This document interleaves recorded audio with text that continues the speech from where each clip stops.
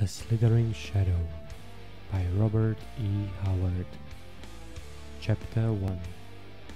The desert shimmered in the heat waves. Conan the Cimmerian stared out over the aching desolation and involuntarily drew the back of his powerful hand over his blackened lips.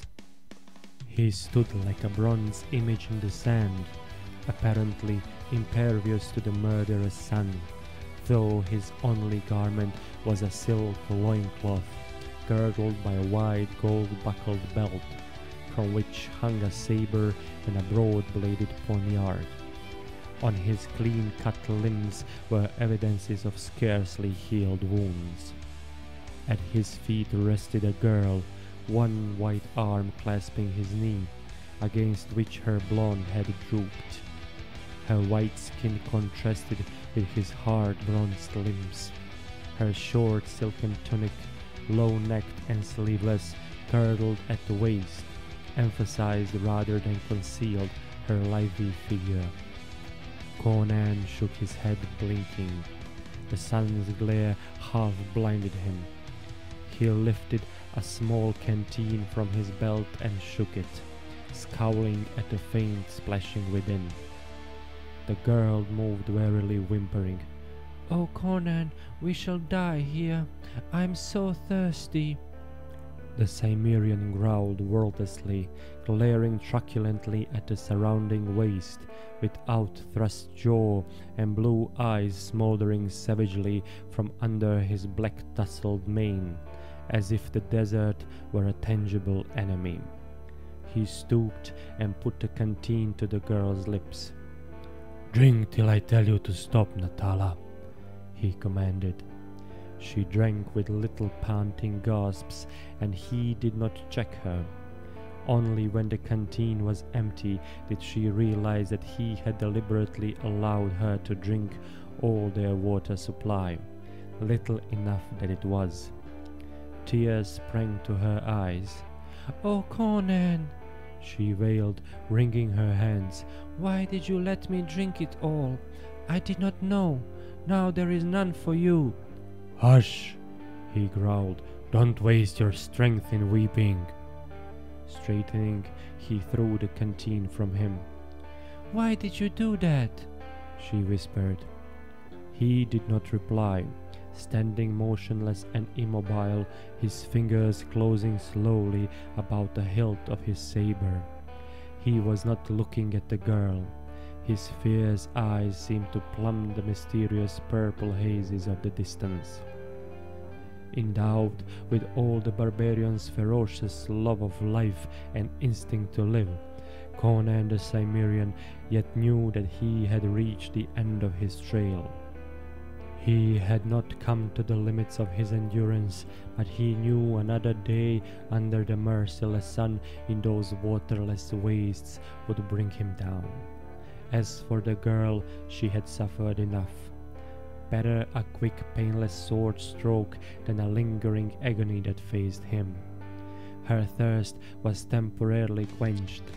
It was a false mercy to let her suffer until delirium and death brought relief. Slowly he slid the saber from its sheath. He halted suddenly, stiffening. Far out on the desert to the south, something glimmered through the heat waves.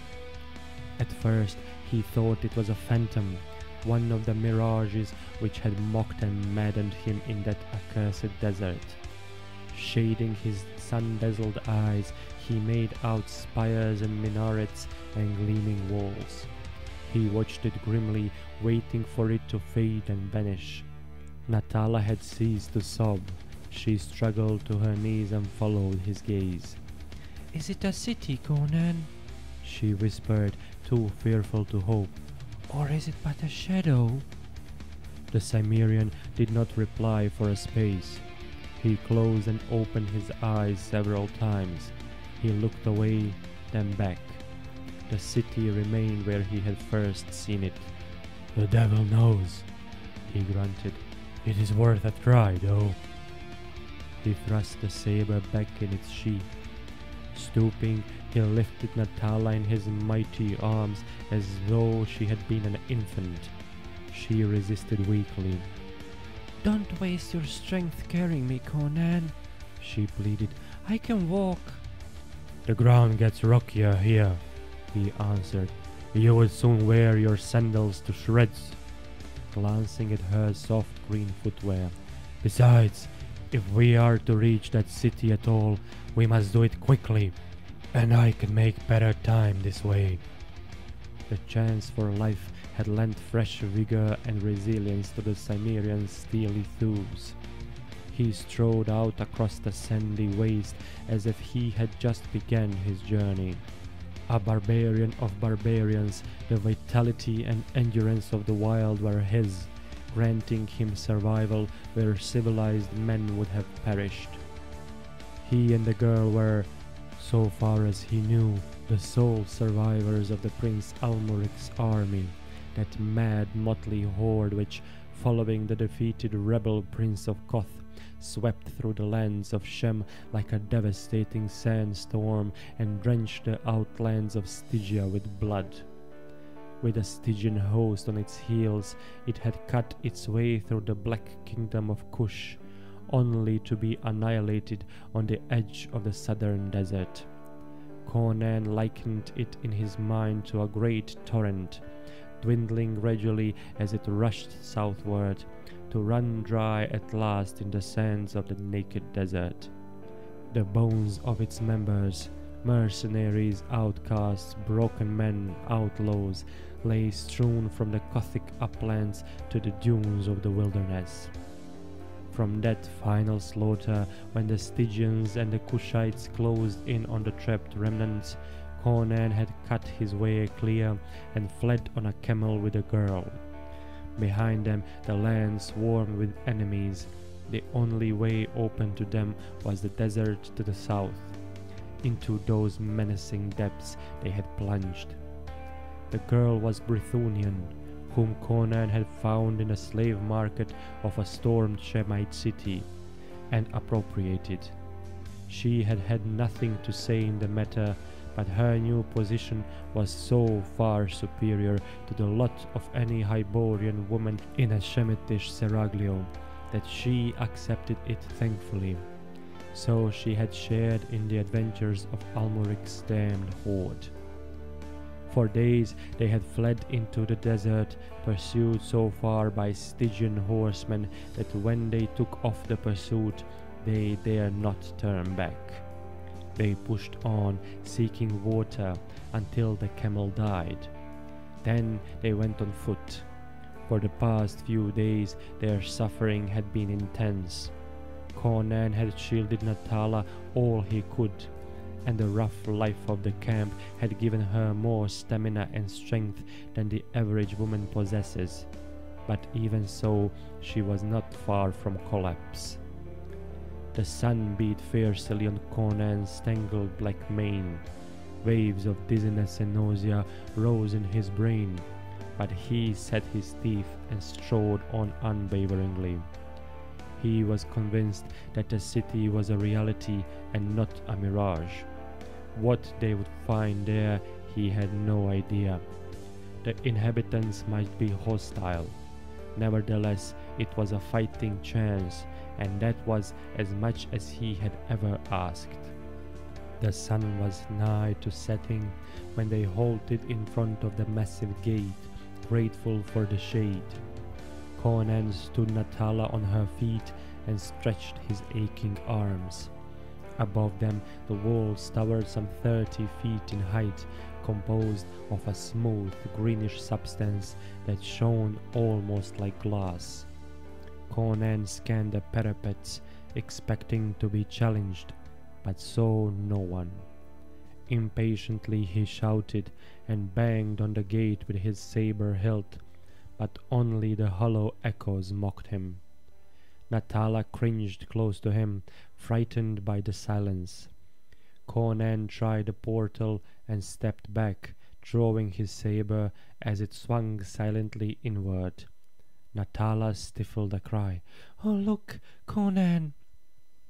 Just inside the gate lay a human body. Conan glared at it narrowly, then looked beyond it.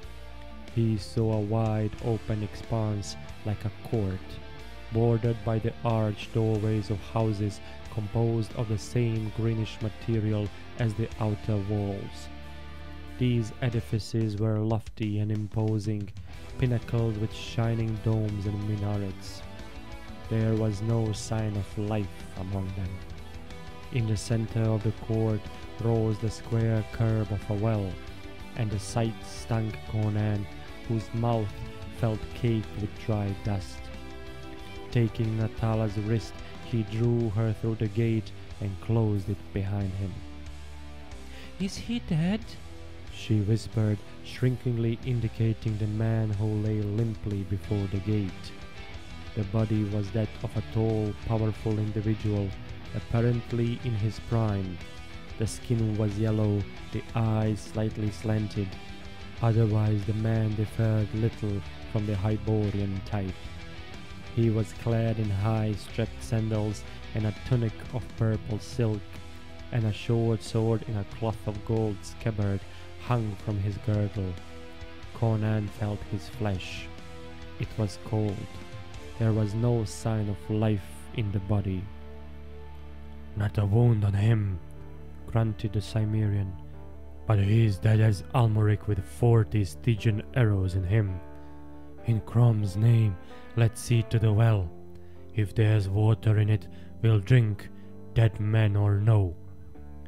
There was water in the well, but they did not drink of it. Its level was a good 50 feet below the curb, and there was nothing to draw it up with. Conan cursed blackly, maddened by the sight of the stuff just out of his reach, and turned to look for some means of obtaining it. Then a scream from Natala brought him about. The supposedly dead man was rushing upon him, eyes blazing with indisputable life, his short sword gleaming in his hand. Conan cursed amazedly, but wasted no time in conjecture. He met the hurtling attacker with a slashing cut of his saber that sheared through flesh and bone. The fellow's head thudded on the flags. The body staggered drunkenly, an arch of blood jetting from the severed jugular. Then it fell heavily. Conan glared down, swearing softly. "This fellow is no deader now than he was a few minutes agone. Into what madhouse have we strayed?" Natala, who had covered her eyes with her hands at the sight, peeked between her fingers and shook with fear. "Oh, Conan, will the people of the city not kill us because of this?" "Well," he growled, "this creature would have killed us if I hadn't lopped off his head." He glanced at the archways that gaped blankly from the green walls above them. He saw no hint of movement, heard no sound. "I don't think anyone saw us," he muttered. "I'll hide the evidence." He lifted the limp carcass by its sword belt with one hand, and grasping the head by its long hair in the other, he half carried, half dragged the ghastly remains over to the well. "Since we can't drink this water," he gritted vindicatively, "I'll see that nobody else enjoys drinking it. Curse such a well anyway." He heaved the body over the curb and let it drop, tossing the head after it. A dull splash sounded far beneath. "There's blood on the stones," whispered Natala. "There'll be more unless I find water soon," growled the Cimmerian, his short store of patience about exhausted. The girl had almost forgotten her thirst and hunger in her fear, but not Conan. "We'll go into one of these doors," he said. "Surely we'll find people after a while." "Oh, Conan," she wailed, snuggling up as close to him as she could. "I'm afraid This is a city of ghosts and dead men. Let us go back to the desert. Better to die there than to face these terrors. We'll go into the desert when they throw us off the walls, he snarled. There's water somewhere in this city, and I'll find it even if I have to kill every man in it. But what if they come to life again? She whispered. Then I'll keep killing them until they stay dead, he snapped. Come on, that doorway is as good as another. Stay behind me, but don't run unless I tell you to. She murmured a faint assent and followed him so closely that she stepped on his heels, to his irritation. Dusk had fallen, filling the strange city with purple shadows. They entered the open doorway and found themselves in a wide chamber, the walls of which were hung with velvet tapestries worked in curious designs. Floor, walls and ceiling were of the green glassy stone, the walls decorated with gold frieze work. Furs and satin cushions littered the floor. Several doorways led into other rooms. They passed through and traversed several chambers, counterparts of the first. They saw no one, but the Cimmerian grunted suspiciously. Someone was here not long ago. This couch is still warm from contact with a human body. That silk cushion bears the imprint of someone's hips. Then there's a faint scent of perfume lingering in the air. A weird, unreal atmosphere hung over all. Traversing this dim, silent palace was like an opium dream. Some of the chambers were unlighted, and these they avoided. Others were bathed in a soft, weird light that seemed to emanate from jewels set in the walls in fantastic designs. Suddenly, as they passed into one of these illuminated chambers, Natala cried out and clutched her companion's arm. With a curse he wheeled, glaring for an enemy, bewildered because he saw none. What's the matter? He snarled. If you ever grab my sword arm again, I'll skin you. Do you want me to get my throat cut? What were you yelling about? Look there, she quavered, pointing. Conan grunted. On a table of polished ebony stood golden vessels, apparently containing food and drink. The room was unoccupied. Well, whoever this feast is prepared for, he growled, he'll have to look elsewhere tonight. Dare we eat it, Conan? Ventured the girl nervously. The people might come upon us and...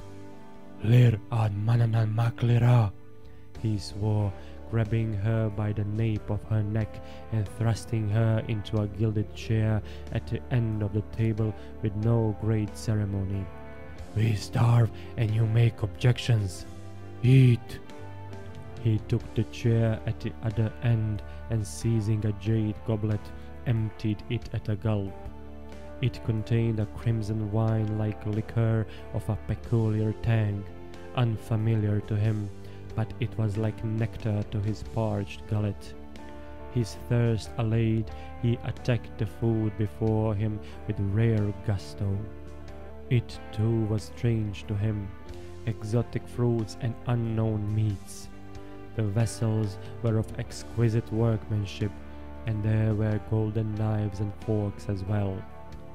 These Conan ignored, grasping the meat joints in his fingers and tearing them with his strong teeth. The Cimmerian stable manners were rather wolfish at any time. His civilized companion ate more daintily, but just as ravenously. It occurred to Conan that the food might be poisoned, but the thought did not lessen his appetite. He preferred to die of poisoning rather than starvation. His hunger satisfied, he leaned back with a deep sigh of relief. That there were humans in that silent city was evidenced by the fresh food, and perhaps every dark corner concealed a lurking enemy. But he felt no apprehension on that score, having a large confidence in his own fighting ability. He began to feel sleepy and considered the idea of stretching himself on a nearby couch for a nap. Not so Natala. She was no longer hungry and thirsty, but she felt no desire to sleep. Her lovely eyes were very wide indeed, and she timidly glanced at the doorways, boundaries of the unknown. The silence and mystery of the strange place preyed on her. The chamber seemed larger, the table longer than she had first noticed, and she realized that she was farther from her grim protector than she wished to be. Rising quickly, she went around the table and seated herself on his knee, glancing nervously at the arched doorways. Some were lighted and some were not, and it was at the unlighted ones she gazed longest. "We have eaten, drunk, and rested," she urged. "Let us leave this place, Conan. It is evil. I can feel it." "Well, we haven't been harmed so far," he began, when a soft but sinister rustling brought him about. Thrusting the girl off his knee, he rose with the quick ease of a panther, drawing his saber, facing the doorway from which the sound had seemed to come. It was not repeated, and he stole forward noiselessly, Natala following with her heart in her mouth. She knew he suspected peril. His outthrust head was sunk between his giant shoulders. He glided forward in a half crouch like a stalking tiger. He made no more noise than a tiger would have made. At the doorway he halted, Natala peering fearfully from behind him. There was no light in the room, but it was partially illuminated by the radiance behind them, which streamed across it into yet another chamber. And in this chamber a man lay on a raised dais. The soft light bathed him, and they saw he was a counterpart of the man Conan had killed before the outer gate, except that his garments were richer and ornamented with jewels which twinkled in the uncanny light. Was he dead or merely sleeping? Again came that faint, sinister sound, as if someone had thrust aside a hanging. Conan drew back, drawing the clinging Natala with him. He clapped his hand over her mouth just in time to check her shriek. From where they now stood, they could no longer see the dais, but they could see the shadow it cast on the wall behind it. And now another shadow moved across the wall, a huge, shapeless black blot. Conan felt his hair prickle curiously as he watched. Distorted though it might be, he felt that he had never seen a man or beast which cast such a shadow. He was consumed with curiosity, but some instinct held him frozen in his tracks. He heard Natala's quick panting gasps as she stared with dilated eyes. No other sound disturbed the tense stillness. The great shadow engulfed that of the dais. For a long instant, only its black bulk was thrown on the smooth wall. Then slowly it receded, and once more the dais was etched darkly against the wall. But the sleeper was no longer upon it. An hysterical gurgle rose in Natala's throat, and Conan gave her an admonitory shake. He was aware of an iciness in his own veins. Human foes he did not fear. Anything understandable, however grisly, caused no tremors in his broad breast, but this was beyond his ken. After a while, however, his curiosity conquered his uneasiness, and he moved out into the unlighted chamber again, ready for anything. Looking into the other room, he saw it was empty. The dais stood as he had first seen it, except that no bejeweled human lay thereon. Only on its silken covering shone a single drop of blood, like a great crimson gem. Natala saw it and gave a low, choking cry, for which Conan did not punish her. Again he felt the icy hand of fear. On that dais a man had lain. Something had crept into the chamber and carried him away.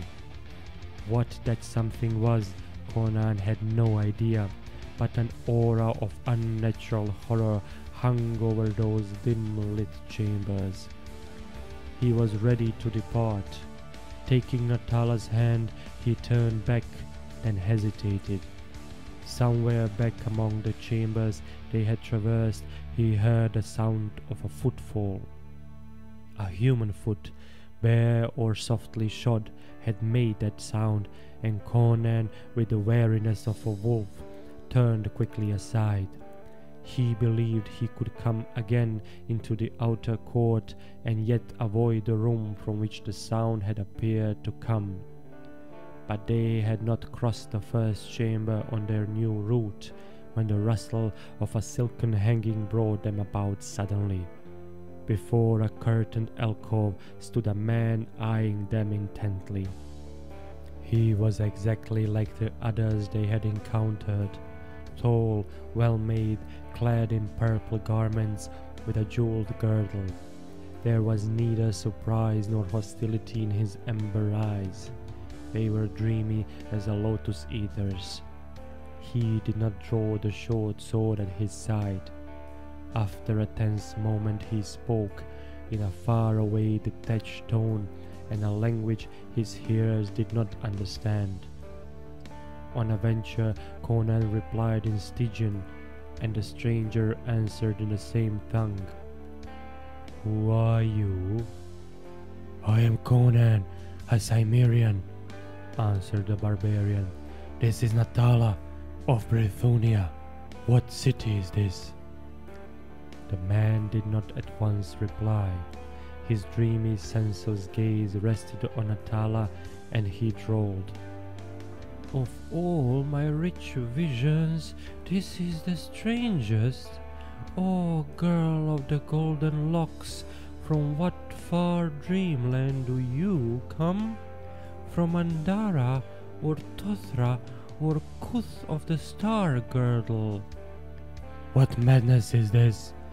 growled the Cimmerian harshly, not relishing the man's words or manner. The other did not heed him. "I have dreamed more gorgeous beauties," he murmured, "lithe women with hair dusky as night, and dark eyes of unfathomed mystery. But your skin is white as milk, your eyes as clear as dawn, and there is about you a freshness and daintiness alluring as honey. Come to my couch, little dream girl."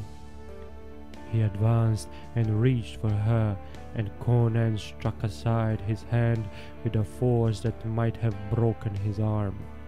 The man reeled back, clutching the numbed member, his eyes clouding.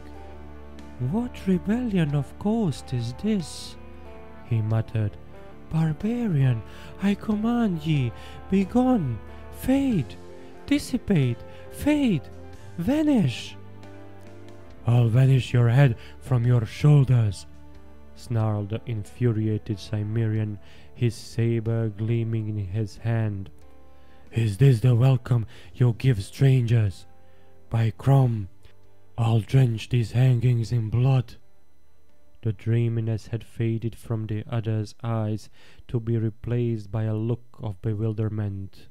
"Thog!" he ejaculated. "You are real! Whence come you? Who are you? What are you doing, Xuthal?" "We came from the desert," Conan growled. "We wandered into the city at dusk, famishing. We found a feast set for someone, and we ate it. I have no money to pay for it. In my country, no starving man is denied food, but you civilized people must have your recompense. If you are like all I ever met, we have done no harm and we were just leaving. By Crom, I do not like this place, where dead men rise and sleeping men vanish into the bellies of shadows. The man started violently at the last comment, his yellow face turning ashy. What do you say? Shadows? Into the bellies of shadows? Well, answered the Cimmerian cautiously, whatever it is that takes a man from a sleeping daze and leaves only a spot of blood. You have seen! You have seen! The man was shaking like a leaf. His voice cracked on a high-pitched note. Only a man sleeping on a daze and a shadow that engulfed him, answered Conan. The effect of his words on the other was horrifying. With an awful scream, the man turned and rushed from the chamber. In his blind haste, he caromed from the side of the door, righted himself, and fled through the adjoining chambers, still screaming at the top of his voice. Amazed, Conan stared after him, the girl trembling as she clutched the giant's arm. They could no longer see the flying figure, but they still heard his frightful screams, dwindling in the distance and echoing as from vaulted roofs. Suddenly one cry, louder than the others, rose and broke short, followed by blank silence. Crom! Conan wiped the perspiration from his forehead with a hand that was not entirely steady. Surely this is a city of the mad. Let's get out of here before we meet other madmen. It is all a nightmare, whimpered Natala. We are dead and damned. We died out on the desert and are in hell. We are disembodied spirits. Ow! Her yelp was induced by a resounding spank from Conan's open hand. You're no spirit when a bat makes you yell like that, he commented with a grim humor which frequently manifested itself at inopportune times. We are alive, though we may not be if we loiter in this devil-haunted pile. Come! They had traversed but a single chamber when again they stopped short. Someone or something was approaching. They faced the doorway whence the sound came, waiting for they knew not what. Conan's nostrils widened and his eyes narrowed. He caught the faint scent of the perfume he had noticed earlier in the night. A figure framed itself in the doorway. Conan swore under his breath. Natala's red lips opened wide. It was a woman who stood there staring at them in wonder. She was tall, lithe, shaped like a goddess, clad in a narrow girdle crusted with jewels. A burnished mass of night black hair set off the whiteness of her ivory body. Her dark eyes, shaded by long dusky lashes, were deep with sensuous mystery. Conan caught his breath at her beauty, and Natala stared with dilated eyes. The Cimmerian had never seen such a woman. Her facial outline was Stygian, but she was not dusky-skinned like a Stygian woman he had known. Her limbs were like alabaster. But when she spoke in a deep, rich musical voice, it was in the Stygian tongue. Who are you? What do you do in Xuthal? Who is that girl? Who are you? Bluntly countered Conan, who quickly wearied of answering questions. I am Thales, the Stygian, she replied. Are you mad to come here? I've been thinking I must be, he growled. By Crom, if I am sane, I'm out of place here, because these people are all maniacs. We stagger in from the desert, dying of thirst and hunger, and we come upon a dead man who tries to stab me in the back. We enter a palace rich and luxuriant, yet apparently empty. We find a meal set, but with no feasters. Then we see a shadow devour a sleeping man. He watched her narrowly and saw her change color slightly. Well, what? She demanded, apparently regaining control of herself. I was just waiting for you to run through the rooms, howling like a wild woman, he answered. The man I told about the shadow did. She shrugged her slim ivory shoulders. That was the screams I heard then. Well, to every man his fate, and it's foolish to squeal like a rat in the trap. When Thog wants me, he will come for me. Who is Thog? Demanded Conan suspiciously. She gave him a long, appraising stare that brought color to Natala's face and made her bite her small red lip. Sit down on that divan and I will tell you, she said. But first, tell me your names. I am Conan, a Cimmerian, and this is Natala, a daughter of Brutunia, he answered. We are refugees of an army destroyed on the borders of Kush. But I am not desirous of sitting down where black shadows might steal up on my back. With a light musical laugh, she seated herself, stretching out her supple limbs with studied abandon. Be at ease, she advised. If Thog wishes you, he will take you wherever you are. That man you mentioned who screamed and ran, did you not hear him give one great cry and then fall silent? In his frenzy he must have run full into that which he sought to escape. No man can avoid his fate.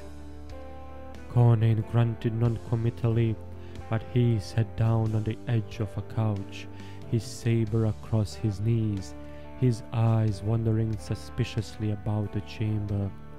Natala nestled against him, clutching him jealously, her legs tucked up under her. She eyed the stranger woman with suspicion and resentment. She felt small and dust-stained and insignificant before this glamorous beauty, and she could not mistake the look in the dark eyes which feasted on every detail of the bronze giant physique. What is this place, and who are these people? Demanded Conan. This city is called Xuthal. It is very ancient. It is built over an oasis which the founders of Xuthal found in their wanderings. They came from the east so long ago that not even their descendants remember the age. Surely there are not many of them. These palaces seem empty. No, and yet more than you might think. The city is really one great palace, with every building inside the walls closely connected with the others. You might walk among these chambers for hours and see no one. At other times you would meet hundreds of the inhabitants. How's that? Conan inquired uneasily. This savoured too strongly of sorcery for comfort. Much of the time these people lie in sleep. Their dream life is as important and to them as real as their waking life. You have heard of the Black Lotus? In certain pits of the city it grows. Through the ages they have cultivated it until, instead of death, its juice induces dreams, gorgeous and fantastic. In these dreams they spend most of their time. Their lives are vague, erratic, and without plan. They dream, they wake, drink, love, eat, and dream again. They seldom finish anything they begin, but leave it half completed and sink back again into the slumber of the Black Lotus. That meal you found, doubtless one awoke, felt the urge of hunger, prepared a meal for himself, then forgot about it and wandered away to dream again. Where do they get their food? Interrupted Conan. I saw no fields or vineyards outside the city. Have they orchards and cattle pens within the walls? She shook her head. They manufacture their own food out of the primal elements. They are wonderful scientists when they are not drugged with their dream flower. Their ancestors were mental giants who built this marvelous city in the desert, and though the race became slaves to their curious passions, some of their wonderful knowledge still remains. Have you wondered about these lights? They are jewels fused with radium. You rub them with your thumb to make them glow, and rub them again the opposite way to extinguish them. That is but a single example of their science, but much they have forgotten. They take little interest in waking life, choosing to lie most of the time in death-like sleep. Then the dead man at the gate, began Conan, was doubtless slumbering. Sleepers of the lotus are like dead. Animation is apparently suspended. It is impossible to detect the slightest sign of life. The spirit has left the body and is roaming at will through other exotic worlds. The man at the gate was a good example of the irresponsibility of these people's lives. He was guarding the gate where custom decrees a watch be kept. Though no enemy has ever advanced across the desert, in other parts of the city you will find other guards, generally sleeping as soundly as the men at the gate. Conan mulled over this for a space. Where are the people now? Scattered in different parts of the city, lying on couches, on silken divans, in cushion-littered alcoves, on fur-covered daisies, all wrapped in the shining veil of dreams. Conan felt the skin twitch between his massive shoulders. It was not soothing to think of hundreds of people lying cold and still throughout the tapestried palaces, their glassy eyes turned unseeingly upward. He remembered something else. What of the thing that stole through the chambers and carried away the men on the dais?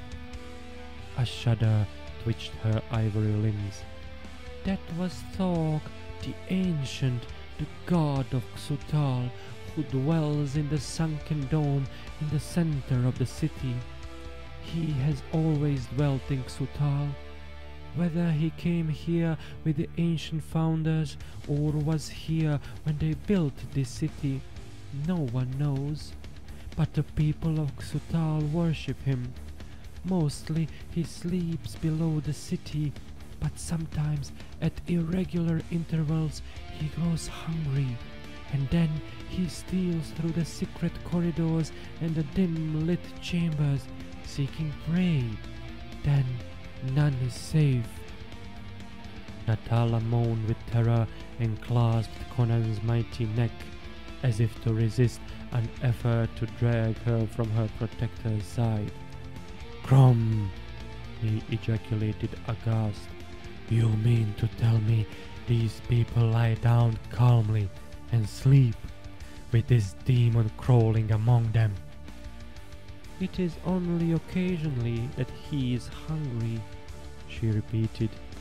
A god must have his sacrifices.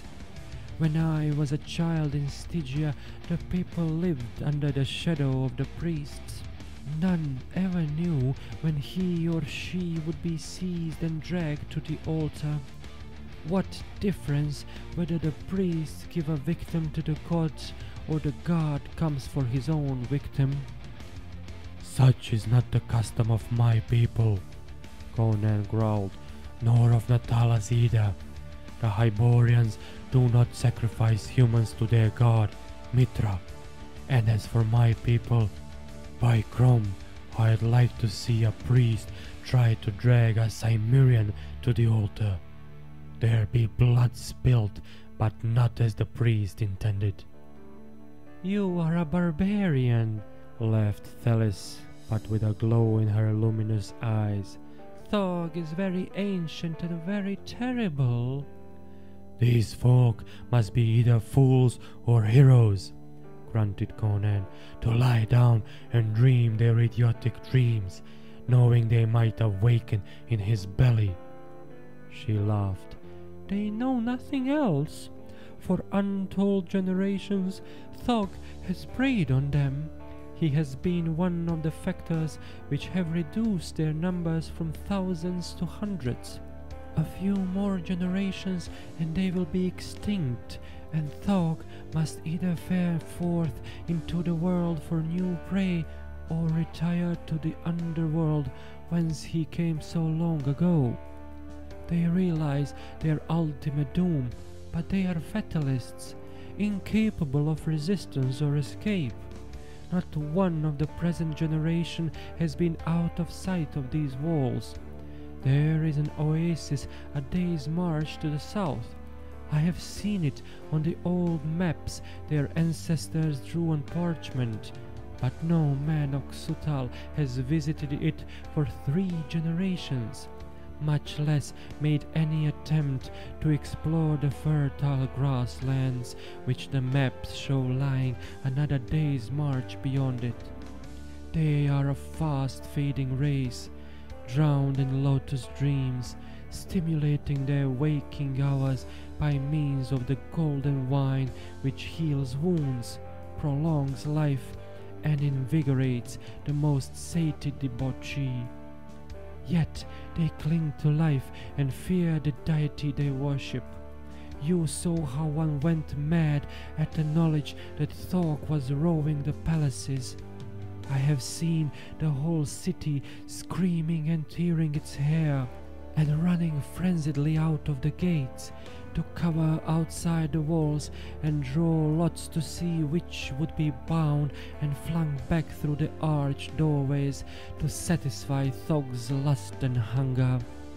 Were they not all slumbering now, the word of his coming would send them raving and shrieking again through the outer gates.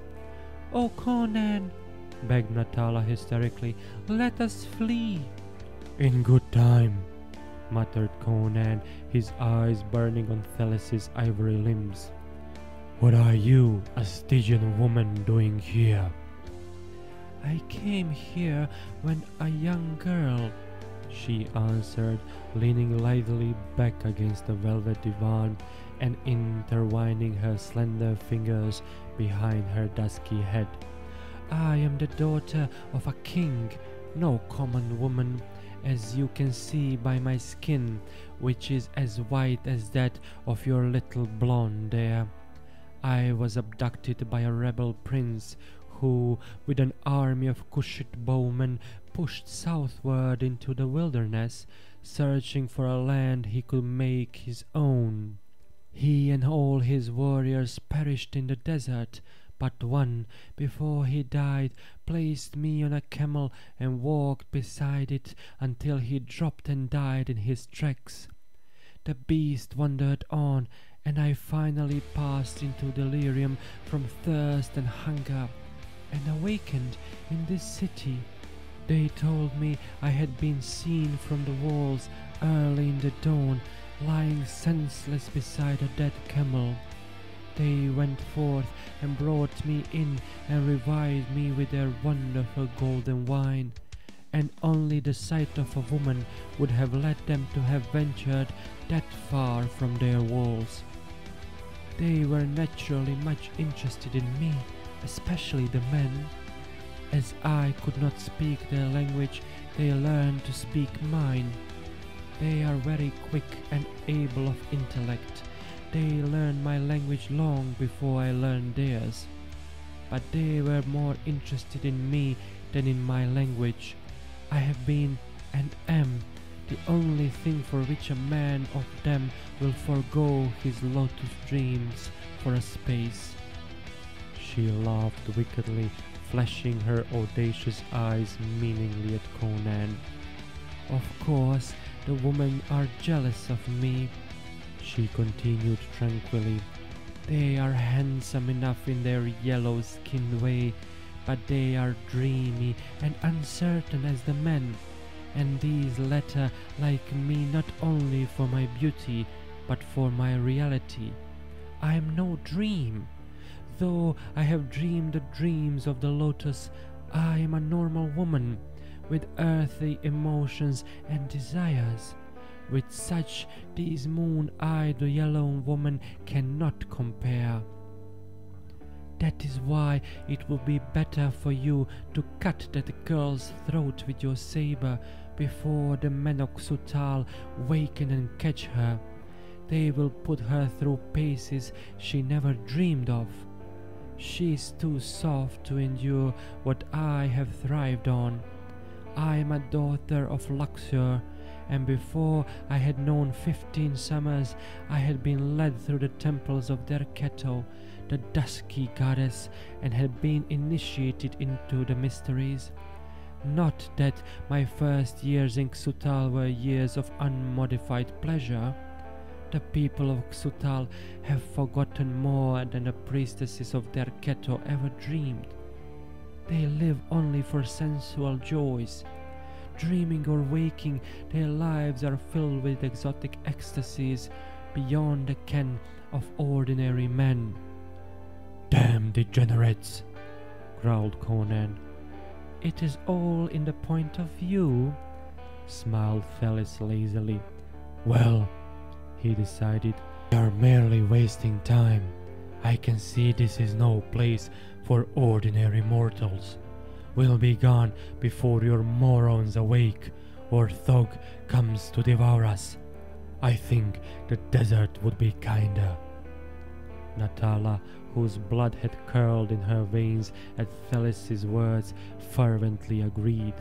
She could speak Stygian only brokenly, but she understood it well enough. Conan stood up, drawing her beside him. If you'll show us the nearest way out of this city, he grunted, we'll take ourselves off. But his gaze lingered on the Stygian's sleek limbs and ivory breasts. She did not miss his look, and she smiled enigmatically as she rose with the lively ease of a great lazy cat. "Follow me," she directed and led the way, conscious of Conan's eyes fixed on her supple figure and perfectly poised carriage. She did not go the way they had come, but before Conan's suspicions could be roused, she halted in a wide ivory-cased chamber and pointed to a tiny fountain which gurgled in the center of the ivory floor. "Don't you want to wash your face, child?" she asked Natala. "It is stained with dust, and there is dust in your hair." Natala colored resentfully at the suggestions of malice in the Stygian faintly mocking tone, but she complied, wondering miserably just how much havoc the desert sun and wind had wrought upon her complexion, a feature for which women of her race were justly noted. She knelt beside the fountain, shook back her hair, slipped her tunic down to her waist, and began to lave not only her face, but her white arms and shoulders as well. "By Crom," grumbled Conan, A woman will stop to consider her beauty if the devil himself were at her heels. Haste, girl, you'll be dusty again before we've got out of sight of this city. And Thelis, I take it kindly if you'd furnish us with a bit of food and drink. For answer, Thelis leaned herself against him, slipping one white arm about his bronze shoulders. Her sleek, naked flank pressed against his thigh, and the perfume of her foamy hair was in his nostrils. "Why dare the desert?" she whispered urgently. "Stay here. I will teach you the ways of Xuthal. I will protect you. I will love you. You are a real man. I am sick of those moon calves who sigh and dream and wake and dream again. I am hungry for the hard, clean passion of a man from the earth. The blaze of your dynamic eyes makes my heart pound in my bosom, and the touch of your iron-thawed arm maddens me. Stay here. I will make you the king of Xuthal. I will show you all the ancient mysteries and the exotic ways of pleasure. She had thrown both arms about his neck and was standing on tiptoe, her vibrant body shivering against his. Over her ivory shoulder he saw Natala throwing back her damp tousled hair. Stopped short, her lovely eyes dilating, her red lips parting in a shocked awe. With an embarrassed grunt, Conan disengaged Thelis's clinging arms and put her aside with one massive arm. She threw a swift glance at the Brothonian girl and smiled enigmatically, seeming to nod her splendid head in mysterious cogitation. Natala rose and jerked up her tunic, her eyes blazing, her lips pouting sulkily. Conan swore under his breath. He was no more monogamous in his nature than the average soldier of fortune, but there was an innate decency about him that was Natala's best protection. Thelis did not press her suit. Beckoning them with her slender hand to follow, she turned and walked across the chamber. There, close to the tapestried wall, she halted suddenly. Conan, watching her, wondered if she had heard the sounds that might be made by a nameless monster stealing through the midnight chambers, and his skin crawled at the thought. "What do you hear?" he demanded. "Watch the doorway," she replied, pointing. He wheeled, sword ready. Only the empty arch of the entrance met his gaze.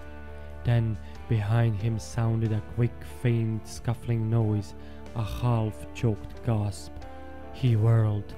Thelis and Natala had vanished. The tapestry was settling back in place, as if it had been lifted away from the wall.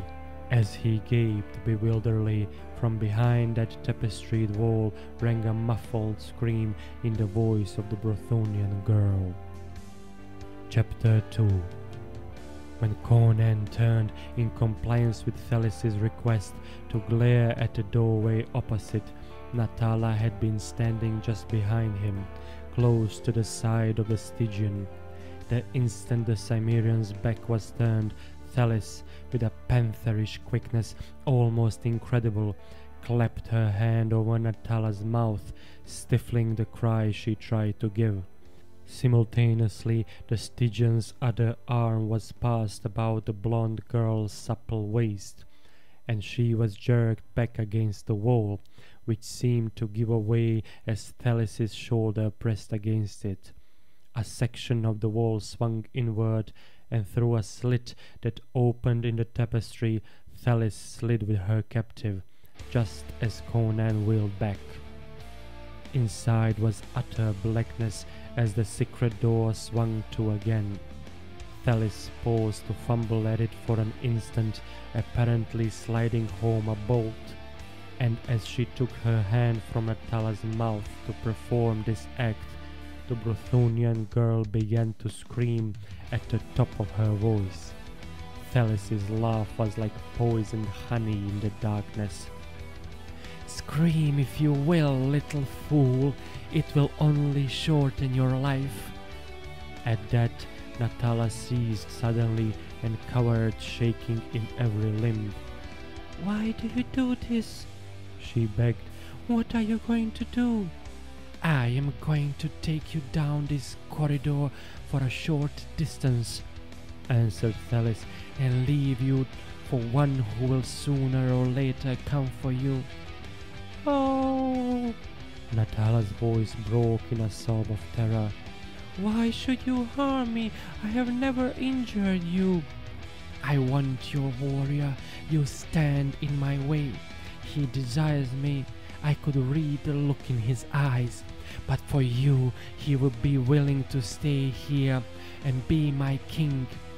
When you are out of the way, he will follow me. He will cut your throat, answered Natala with conviction, knowing Conan better than Thelis did. We shall see, answered the Stygian coolly from the confidence of her power over men. At any rate, you will not know whether he stabs or kisses me, because you will be the bride of him who dwells in the darkness. Come! Half mad with terror, Natala fought like a wild thing, but it availed her nothing. With a lithe strength she would not have believed possible in a woman, Thelis picked her up and carried her down the black corridor as if she had been a child. Natala did not scream again, remembering the Stygian's sinister words. The only sounds were her desperate, quick panting and Thelis's soft, taunting, lascivious laughter. Then the Brythonian's fluttering hand closed on something in the dark, a jeweled dagger hilt jutting from Thelis's gem-crusted girdle. Natala jerked it forth and struck blindly and with all her girlish power.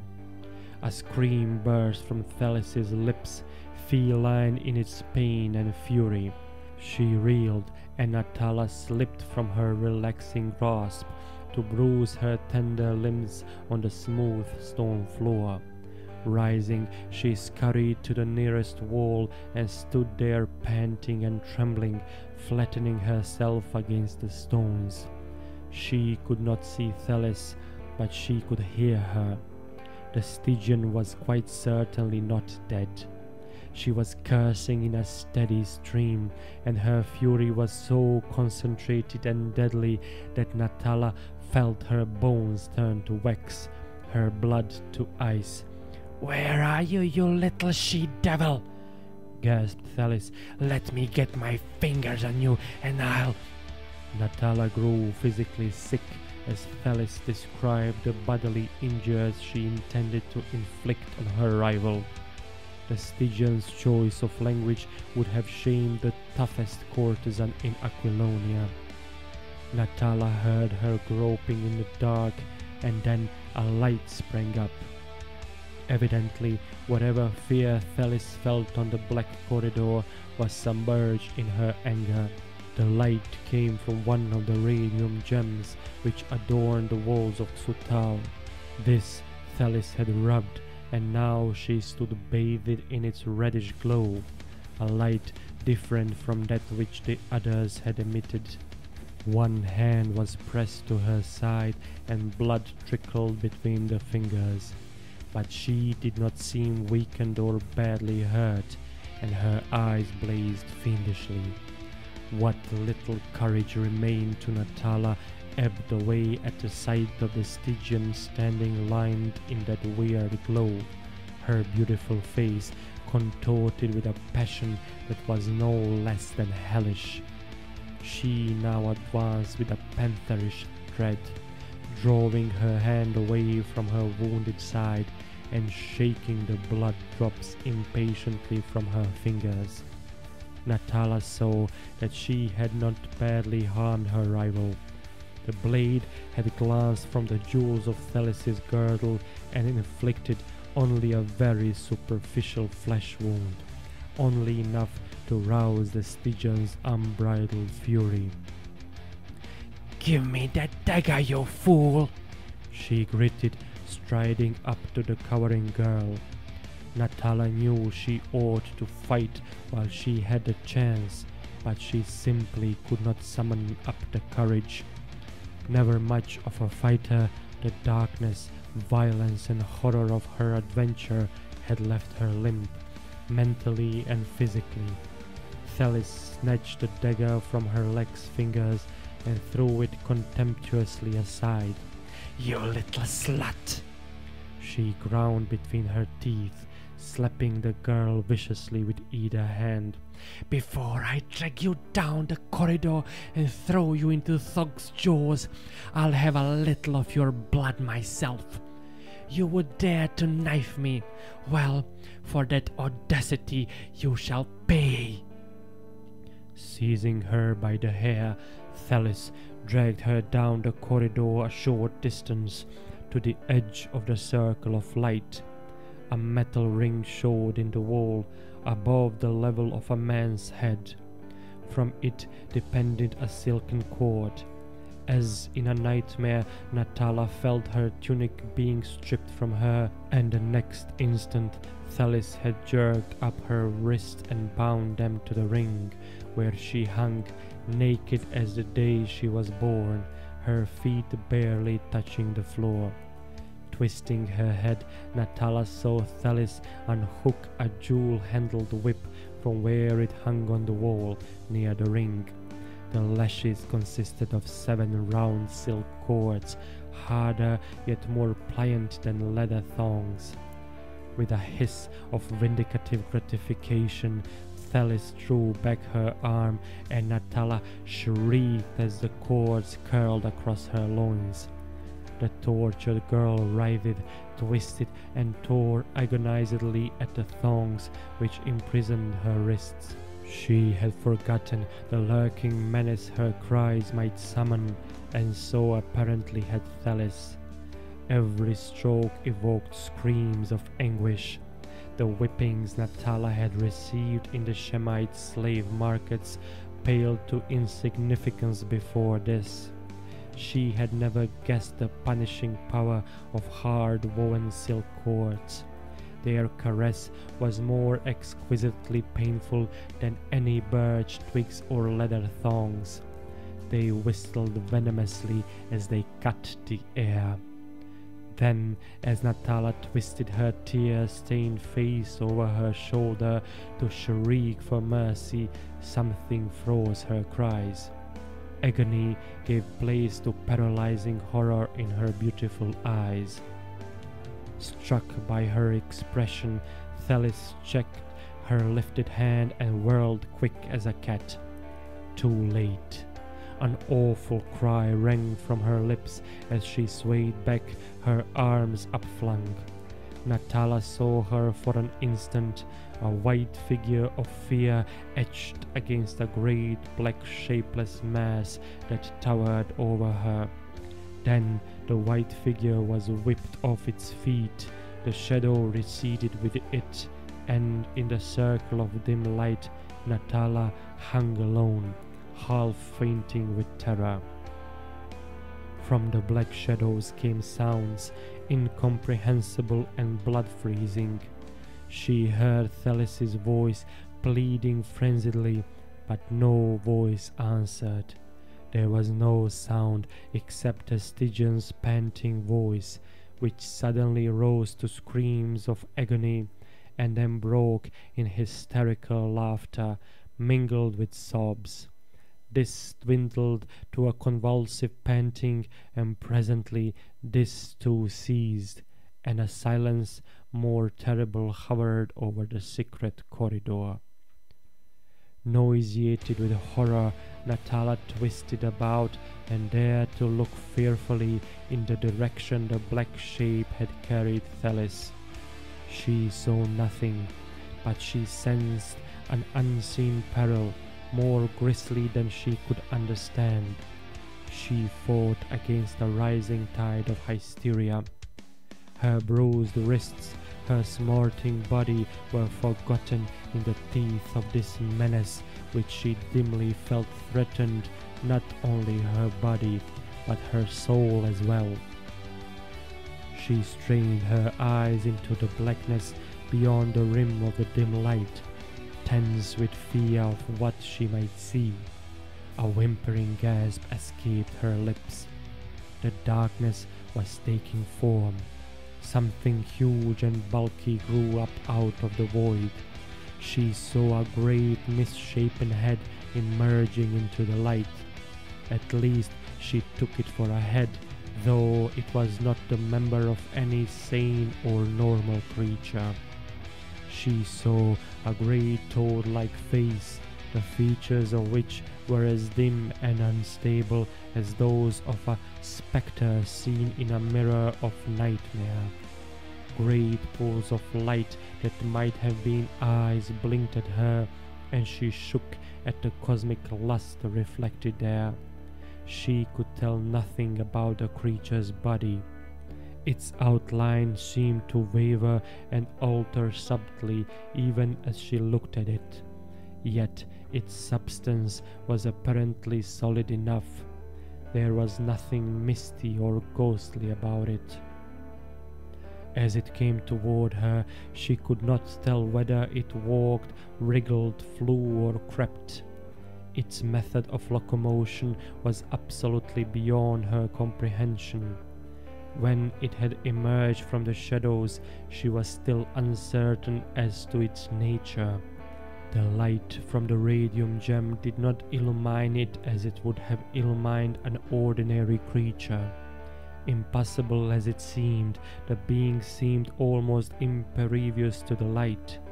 Its details were still obscure and indistinct, even when it halted so near that it almost touched her shrinking flesh.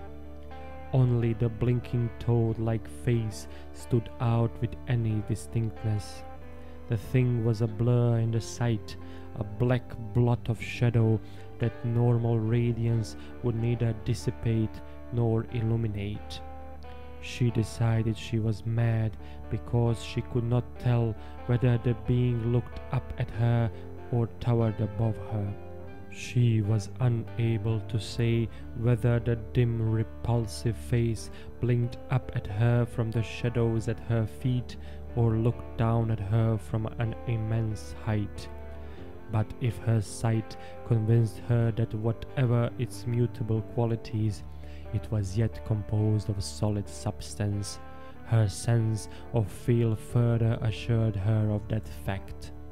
A dark, tentacle-like member slid about her body, and she screamed at the touch of it on her naked flesh.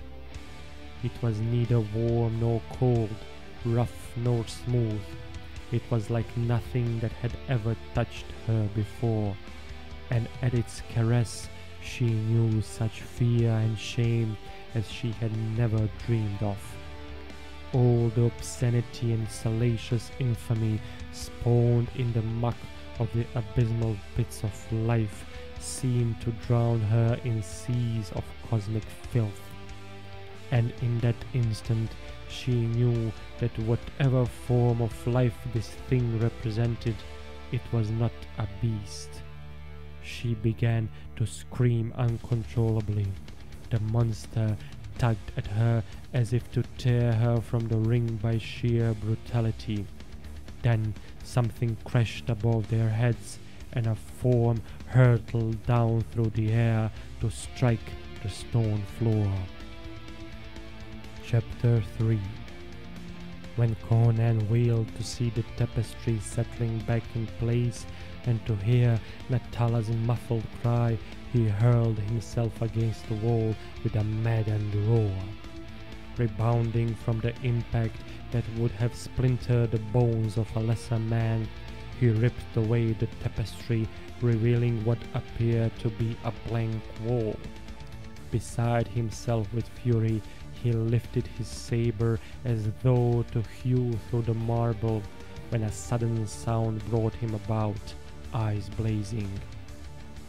A score of figures faced him, yellow men in purple tunics, with short swords in their hands.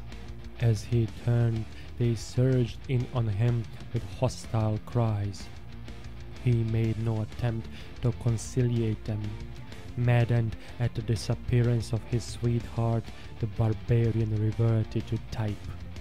A snarl of bloodthirsty gratification hummed in his bull throat as he leaped, and the first attacker, his short sword overreached by the whistling saber, went down with his brains gushing from his split skull.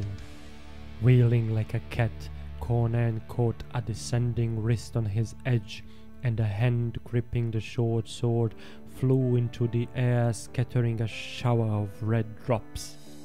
But Conan had not paused or hesitated.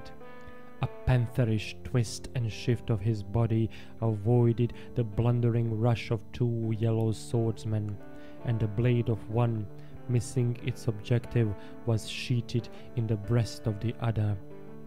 A yell of dismay went up at this mischance, and Conan allowed himself a short bark of laughter as he bounded aside from a whistling cut and slashed under the guard of yet another man of Xuthal. A long spurt of crimson followed his singing edge, and the man crumpled screaming, his belly muscles cut through. The warriors of Xuthal howled like mad wolves. Unaccustomed to battle, they were ridiculously slow and clumsy compared to the tigerish barbarian, whose motions were blurs of quickness, possible only to steel thews knit to a perfect fighting brain. They floundered and stumbled, hindered by their own numbers. They struck too quick or too soon, and cut only empty air. He was never motionless or in the same place an instant. Springing, sidestepping, whirling, twisting, he offered a constantly shifting target for their swords, while his own curved blade sang death about their ears. But whatever their faults, the men of Xuthal did not lack courage. They swarmed about him, yelling and hacking, and through the arched doorways rushed others, awakened from their slumbers by the unwanted clamor. Conan, bleeding from a cut on the temple, cleared a space for an instant with a devastating sweep of his dripping saber, and cast a quick glance about for an avenue of escape. At that instant he saw the tapestry on one of the walls drawn aside, disclosing a narrow stairway. On this stood a man in rich robes, vague-eyed and blinking, as if he had just awakened and had not yet shaken the dust of slumber from his brain. Conan's sight and actions were simultaneous. A tigerish leap carried him untouched through the hemming ring of swords, and he bounded toward the stair with the pack giving tongue behind him. 3 men confronted him at the foot of the marble steps, and he struck them with a deafening crash of steel. There was a frenzied instant when the blades flamed like summer lightning. Then the group fell apart, and Conan sprang up the stair. The oncoming horde tripped over 3 writhing forms at its foot. One lay face down in a sickening welter of blood and brains. Another propped himself on his hands, blood spurting blackly from his severed throat veins. The other howled like a dying dog as he clawed at the crimson stump that had been an arm. As Conan rushed up the marble stair, the man above shook himself from his stupor and drew a sword that sparkled frostily in the radium light. He thrust downward as the barbarian surged upon him, but as the point sank towards his throat, Conan ducked deeply. The blade slit the skin of his back, and Conan straightened, driving his saber upward as a man might wield a butcher knife. with all the power of his mighty shoulders. So terrific was his headlong drive that the sinking of the saber to the hilt into the belly of his enemy did not check him. He caromed against the wretch's body, knocking it sideways. The impact sent Conan crashing against the wall. The other, the saber torn through his body, fell headlong down the stair, ripped open to the spine from groin to broken breastbone. In a ghastly mess of streaming entrails, the body tumbled against the men rushing up the stairs, bearing them back with it. Half stunned, Conan leaned against the wall an instant, glaring down upon them. Then, with a defiant shake of his dripping saber, he bounded up the steps. Coming into an upper chamber, he halted only long enough to see that it was empty. Behind him, the horde was yelling with such intensified horror and rage that he knew he had killed some notable man there on the stair, probably the king of that fantastic city. He ran at random without plan. He desperately wished to find and succor Natala, who he was sure needed aid badly, but harried as he was by all the warriors of Xuthal, he could only run on, trusting to luck to elude them and find her. Among those dark and dimly lighted upper chambers, he quickly lost all sense of direction, and it was not strange that he eventually blundered into a chamber into which his foes were just pouring. They yelled vengefully and rushed for him, and with a snarl of disgust he turned and fled back the way he had come. At least he thought it was the way he had come, but presently, racing into a particularly ornate chamber, he was aware of his mistake. All the chambers he had traversed since mounting the stair had been empty. This chamber had an occupant who rose up with a cry as he charged in. Conan saw a yellow-skinned woman loaded with jeweled ornaments but otherwise nude, staring at him with wide eyes. So much he glimpsed as she raised her hand and jerked a silken rope hanging from the wall.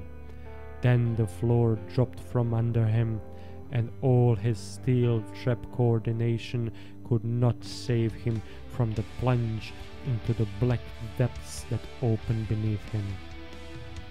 He did not fall any great distance, though it was far enough to have snapped the leg bones of a man not built of steel, spring, and whalebone. He hit cat-like on his feet, and one hand instinctively retaining his grasp of his saber hilt. A familiar cry rang in his ears, and he rebounded on his feet as a lynx rebounds with snarling bared fangs. So Conan, glaring from under his tousled mane, saw the white naked figure of Natala writhing in the lustful grasp of a black nightmare shape that could have only been bred in the lost pits of hell. The sight of that awful shape alone might have frozen the Cimmerian with fear. In juxtaposition to his girl, the sight sent a red wave of murderous fury through Conan's brain. In a crimson mist he smote the monster. It dropped the girl, wheeling toward its attacker, and the maddened Cimmerian saber, shrilling through the air, sheared clear through the black vicious bulk and rang on the stone floor, showering blue sparks. Conan went to his knees from the fury of the blow. The edge had not encountered the resistance he had expected. As he bounded up, the thing was upon him. It towered above him like a clinging black cloud. It seemed to flow about him in almost liquid waves, to envelop and engulf him. His madly slashing saber sheared through it again and again. His ripping poniard tore and rent it. He was deluged with a slimy liquid that must have been its sluggish blood. Yet its fury was nowise abated. He could not tell whether he was slashing off its members or whether he was cleaving its bulk, which knit behind the slicing blade. He was tossed to and fro in the violence of that awful battle, and had a dazed feeling that he was fighting not one, but an aggregation of lethal creatures. The thing seemed to be biting, clawing, crushing and clubbing him all at the same time. He felt fangs and talons rend his flesh. Flabby cables that were yet hard as iron encircled his limbs and body, and worse than all, something like a whip of scorpions fell again and again across his shoulders, back and breast, tearing the skin and filling his veins with a poison that was like liquid fire. They had rolled beyond the circle of light, and it was in utter blackness that the Cimmerian battled. Once he sank his teeth, beast-like, into the flabby substance of his foe, revolting as the stuff writhed and squirmed like living rubber from between his iron jaws. In that hurricane of battle, they were rolling over and over, further and further down the tunnel. Conan's brain reeled with the punishment he was taking. His breath came in whistling gasps between his teeth. High above him he saw a grey toad-like face, dimly limned in an eerie glow that seemed to emanate from it.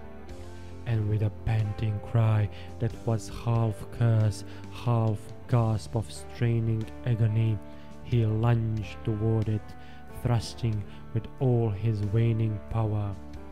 Hilt deep the saber sank somewhere below the grisly face, and a convulsive shudder heaved the vast bulk that half enveloped the Cimmerian. With a volcanic burst of contraction and expansion, it tumbled backward, rolling now with frantic haste down the corridor. Conan went with it, bruised, battered, invincible, hanging on like a bulldog to the hilt of his saber, which he could not withdraw, tearing and ripping at the shuddering bulk with the poniard in his left hand, goring it to ribbons. The thing glowed all over now with a weird phosphorus radiance, and this glow was in Conan's eyes, blinding him as suddenly the heaving, billowing mass fell away from beneath him, the saber tearing loose and remaining in his locked hand. This hand and arm hung down into space, and far below him the glowing body of the monster was rushing downward like a meteor. Conan dazedly realized that he lay on the brink of a great round well, the edge of which was slimy stone. He lay there watching the hurtling glow dwindling and dwindling until it vanished into a dark shining surface that seemed to surge upward to meet it. For an instant a dimming witch-fire glimmered in those dusky depths. Then it disappeared, and Conan lay staring down into the blackness of the ultimate abyss from which no sound came. Chapter 4. Straining vainly at the silk cords which cut into her wrists, Natala sought to pierce the darkness beyond the radiant circle. Her tongue seemed frozen to the roof of her mouth. Into that blackness she had seen Conan vanish, locked in mortal combat with the unknown demon, and the only sounds that had come to her straining ears had been the panting gasps of the barbarian, the impact of struggling bodies, and the thud and rip of savage blows.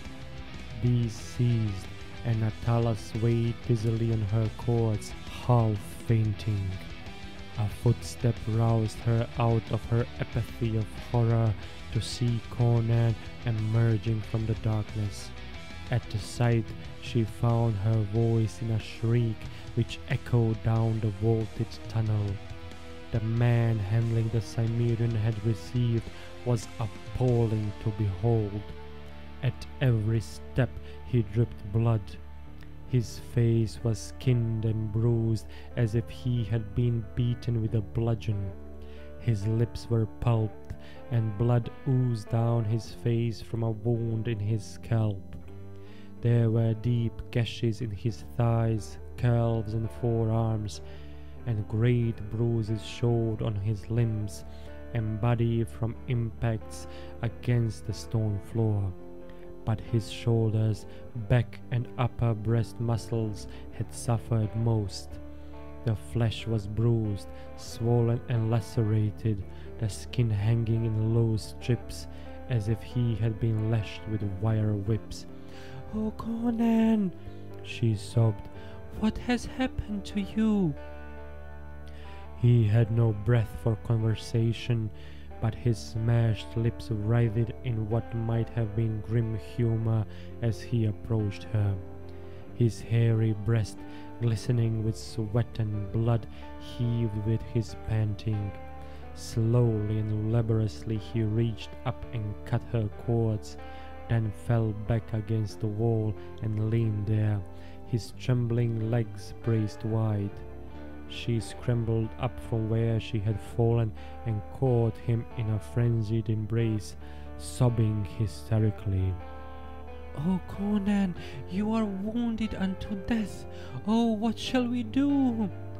"Well," he panted, "you can't fight the devil out of hell and come off with a whole skin." "Where is it?" she whispered. "Did you kill it?" "I don't know. It fell into a pit. It was hanging in bloody shreds, but whether it can be killed by steel, I know not." "Oh, your poor back," she wailed, wringing her hands. "It lashed me with a tentacle," he grimaced, swearing as he moved. "It cut like wire and burned like poison. But it was its damnable squeezing that got my wind.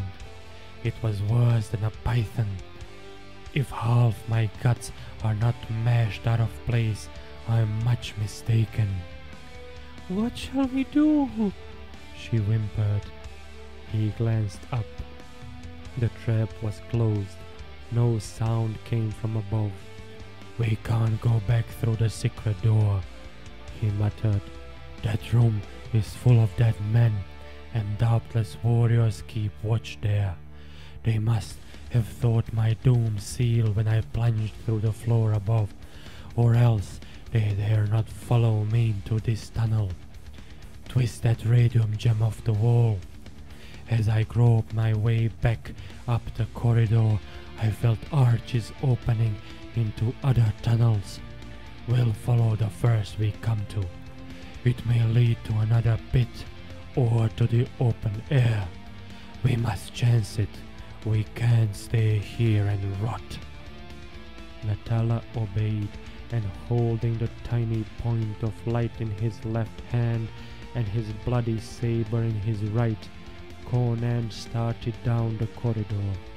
He went slowly, stiffly, only his animal vitality keeping him on his feet. There was a blank glare in his bloodshot eyes, and Natala saw him involuntarily lick his battered lips from time to time. She knew his suffering was ghastly, but with the stoicism of the wilds he made no complaint. Presently the dim light shone on a black arch, and into this Conan turned. Natala cringed at what she might see, but the light revealed only a tunnel similar to that they had just left. How far they went she had no idea, before they mounted a long stair and came upon a stone door fastened with a golden bolt. She hesitated, glancing at Conan. The barbarian was swaying on his feet, the light in his unsteady hand flinging fantastic shadows back and forth along the wall. "Open the door, girl," he muttered thickly. "The men of Xuthal will be waiting for us, and I would not disappoint them. By Crom, this city has not seen such a sacrifice as I will make." She knew he was half delirious. No sound came from beyond the door. Taking the radium gem from his blood-stained hand, she threw the bolt and drew the panel inward. The inner side of a cloth of gold tapestry met her gaze, and she drew it aside and peeked through, her heart in her mouth.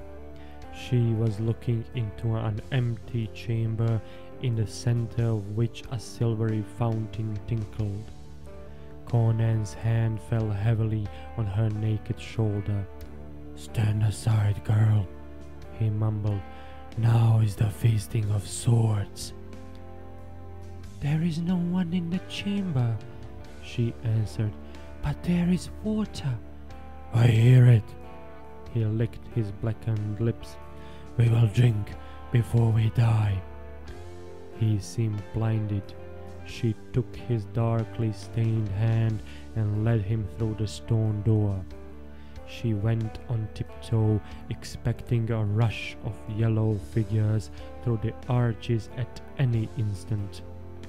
"Drink while I keep watch," he muttered. "No, I am not thirsty. Lie down beside the fountain, and I will bathe your wounds." "What of the swords of Xuthal?" He continually raked his arm across his eyes as if to clear his blurred sight. "I hear no one. All is silent." He sank down gropingly and plunged his face into the crystal jet, drinking as if he could not get enough. When he raised his head, there was sanity in his bloodshot eyes, and he stretched his massive limbs out on the marble floor as she requested, though he kept his saber in his hand, and his eyes continually roved towards the archways. She bathed his torn flesh and bandaged the deeper wounds with strips torn from a silk hanging. She shuddered at the appearance of his back.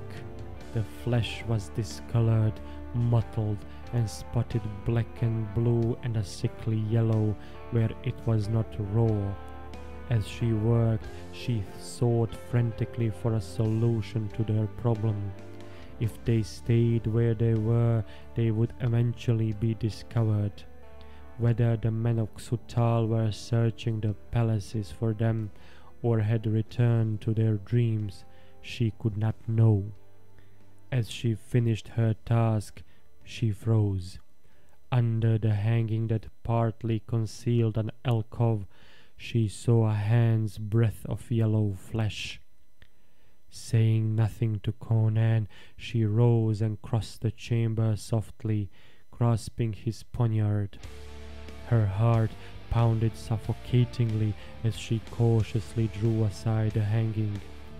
On the dais lay a young yellow woman, naked and apparently lifeless. At her hand stood a jade jar nearly full of peculiar golden-colored liquid. Natala believed it to be the elixir described by Thales, which lent vigor and vitality to the degenerate Xuthal. She leaned across the supine form and grasped the vessel, her poniard poised over the girl's bosom. The latter did not wake. With the jar in her possession, Natala hesitated, realizing it would be safer course to put the sleeping girl beyond the power of waking and raising an alarm. But she could not bring herself to plunge the Cimmerian's poniard into that still bosom, and at last she drew back the hanging and returned to Conan, who lay where she had left him, seemingly only partly conscious. She bent and placed the jar to his lips. He drank, mechanically at first, then with a suddenly roused interest. To her amazement, he sat up and took the vessel from her hands. When he lifted his face, his eyes were clear and normal. Much of the drawn, haggard look had gone from his features, and his voice was not the mumble of delirium.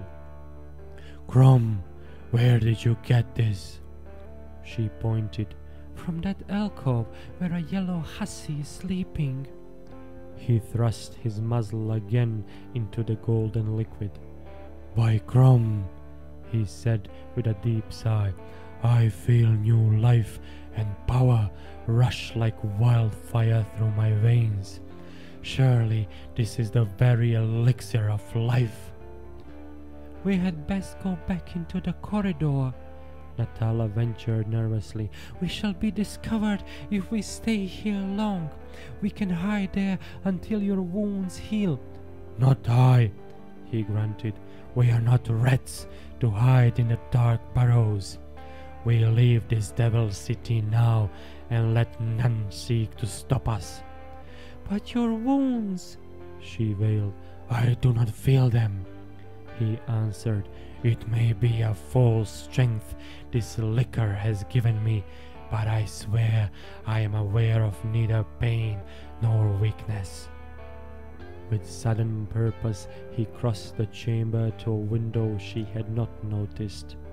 Over his shoulder she looked out. A cool breeze tossed her tousled locks. Above was the dark velvet sky clustered with stars. Below them stretched a vague expanse of sand.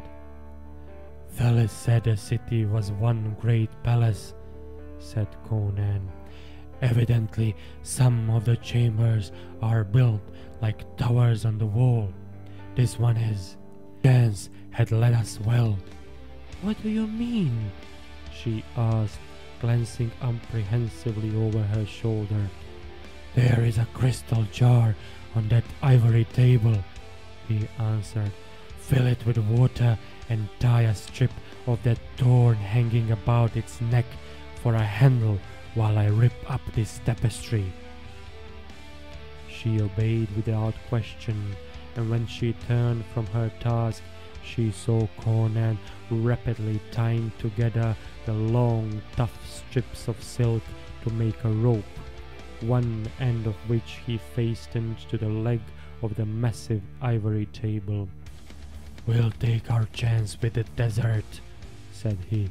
"Thelis spoke of an oasis a day's march to the south, and grasslands beyond that. If we reach the oasis, we can rest until my wounds heal. This wine is like sorcery.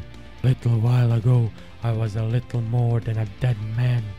Now I am ready for anything. Here is enough silk left for you to make a garment of." Natala had forgotten her nudity. The mere fact caused her no qualms, but her delicate skin would need protection from the desert sun. As she knotted the silk length about her supple body, Conan turned to the window and with a contemptuous wrench tore away the soft gold bars that guarded it. Then, looping the loose end of his silk rope about Natala's hips and cautioning her to hold on with both hands, he lifted her through the window and lowered her the 30-odd feet to the earth. She stepped out of the loop, and drawing it back up, he made fast the vessels of water and wine and lowered them to her. He followed them, sliding down swiftly, hand over hand. As he reached her side, Natala gave a sigh of relief. They stood alone at the foot of the great wall, the paling stars overhead and the naked desert about them. What perils yet confronted them she could not know, but her heart sang with joy because they were out of that ghostly, unreal city. "They may find a rope," grunted Conan, slinging the precious jars across his shoulders, wincing at the contact with his mangled flesh. "They may even pursue us, but from what Thelis said, I doubt it. That way south." A bronze muscular arm indicated their course. "So somewhere in that direction lies the oasis. Come." Taking her hand with a thoughtfulness unusual for him, Conan strode out across the sands, suiting his stride to the shorter legs of his companion. He did not glance back at the silent city, brooding dreamily and ghostly behind them. "Conan," Natala ventured finally, "when you fought the monster, and later as you came up the corridor, did you see anything of Thelis?" He shook his head. "It was dark in the corridor, but it was empty." She shuddered. "She tortured me, yet I pity her." "It was a hot welcome we got in this accursed city," he snarled. Then his grim humor returned. "Well, they'll remember our visit long enough, I'll wager. There are brains and guts and blood to be cleaned off the marble tiles, and if their god still lives, he carries more wounds than I. We got off light after all. We have wine and water and a good chance of reaching a habitable country, though I look as if I've gone through a meat grinder. And you have a sore—" "It's all your fault," she interrupted. "If you had not looked so long and admiringly at that Stygian cat—" "Crom and his devils," he swore. "When the oceans drown the world, women will take time for jealousy. Devil take their conceit. Did I tell the Stygian to fall in love with me? After all, she was only human."